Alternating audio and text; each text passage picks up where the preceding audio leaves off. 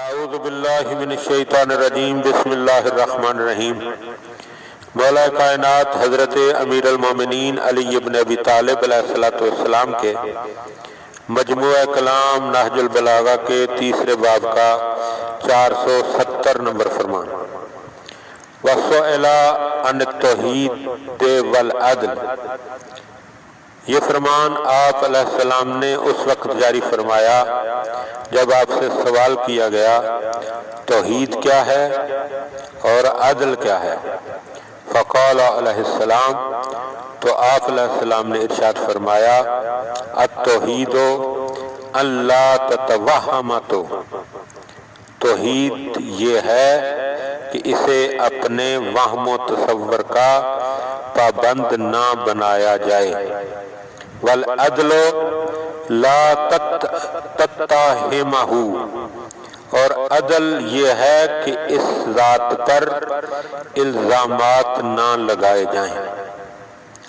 عقیدہ توحید اس وقت تک کامل نہیں ہوتا جب تک اس میں تنزیہ کی آمیزش نہ ہو، یعنی اسے جسم و صورت اور مکان و زمان کے حدود سے بالا تر سمجھتے ہوئے اپنے اوہام و ظنون کا پابند نہ بنایا جائے، کیونکہ جسے اوہام و ظنون کا پابند بنایا جائے گا وہ خدا نہیں ہوگا بلکہ ذہن انسانی کی پیداوار ہوگا، اور ذہنی قوتیں دیکھی بالی ہوئی چیزوں ہی میں محدود رہتی ہیں۔ لہذا انسان جتنا گھڑی ہوئی تمثیلوں اور قوت واہمہ کی خیال آرائیوں سے اسے سمجھنے کی کوشش کرے گا اتنا ہی حقیقت سے دور ہوتا جائے گا۔ چنانچہ حضرت امام محمد باقر علیہ السلام ارشاد فرماتے ہیں جب تم اسے اپنے تصور و وہم کا پابند بناؤ گے تو وہ خدا نہیں رہے گا بلکہ تمہاری طرح کی مخلوق، تمہاری ہی طرف پلٹنے والی کوئی چیز ہوگی۔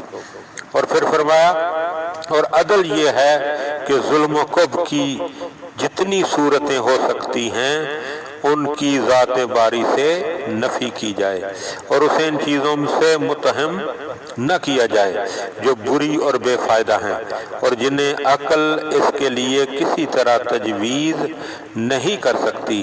چنانچہ قدرت کا ارشاد ہے وَتَمَّتْ كَلِمَتُ رَبِّكَ صِدْقًا وَعَدْلًا لَا مُبَدِّلَ لِكَلِمَاتِهِ، تمہارے پروردگار کی بات سچائی اور عدل کے ساتھ پوری ہوئی، کوئی چیز اس کی باتوں میں تبدیلی واقعہ نہیں کر سکتی۔